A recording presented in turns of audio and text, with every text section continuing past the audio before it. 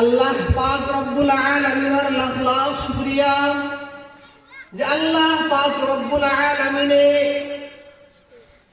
আমরারে মৌতর বাইল গুম আর ও গুমত থেকে ফারিগ করিয়া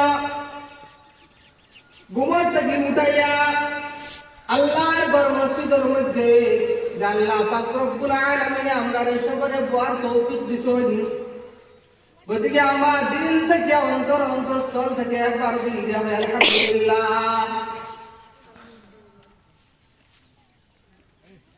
আল্লাহ পাক রব্বুল আলামিনের অশেষ মায়া আর দয়া যে আল্লাহ পাক রব্বুল আলামিনে আমরা সবরে যে মসজিদের মধ্যে যে আল্লাহর তৌফিক দিছেন।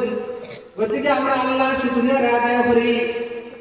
আর যারা মসজিদের মধ্যে আইতে পারছেন না, নমাজ পড়তে পারছেন না, বহু তখন ঘরের মধ্যে রয়েছেন, বহু তখন মারা গেছেন, গতিকে তারা আল্লাহকে দোয়া করতাম যে আল্লাহ পাক রব্বুল আলামিনে যারা দুনিয়ায় চলে গেছেন গিয়া তারা আল্লাহ পাক রব্বুল আলামিনের জান্নাতবাসী করতা।